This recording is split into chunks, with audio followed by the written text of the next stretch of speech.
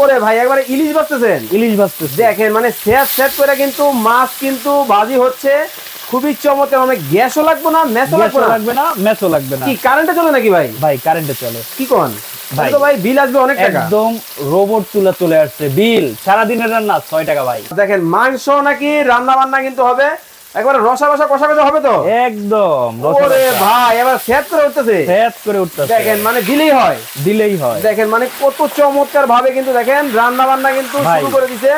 ওরে ভাবে ভাই 2 কেজি মাংস, হ্যাঁ হাফ কেজি আলু, 2.5 কেজি, 2.5 কেজি। আরে ভাই দেখেন মানে 2.5 কেজি রান্না কিন্তু একসাথে কিন্তু শুরু করে দিছে। দেখেন কত চমৎকার ভাবে, পোড়া লাগবে না। কেন পোড়া লাগবে ভাই? আচ্ছা আচ্ছা দেখেন মানে কত সহজ কিন্তু রান্না বান্না কিন্তু শুরু হয়ে গেছে।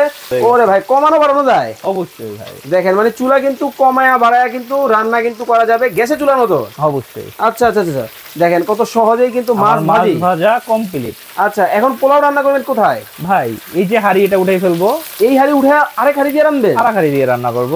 এখন কি চাল ছেড়ে দিবেন? চাল ছেড়ে দেবো ভাই। তো দেখি এটা একবার ভেজে দেখাবেন তাই তো? অবশ্যই অবশ্যই। আচ্ছা আচ্ছা দেখেন কত সহজেই কিন্তু ভাই এটার মধ্যে কতটুকু রাইস রান্না করা যাবে? ভাই এই যে এখানে বসাইছি 1.5 কেজি। আচ্ছা 1.5 কেজি দেখেন চাল কিন্তু রান্না কিন্তু করা শুরু কিন্তু হয়ে গেছে। আচ্ছা দেখেন মানে একটু ভেজে নেবেন আগে তাই তো? একটু ভেজে নেব ভাই। আচ্ছা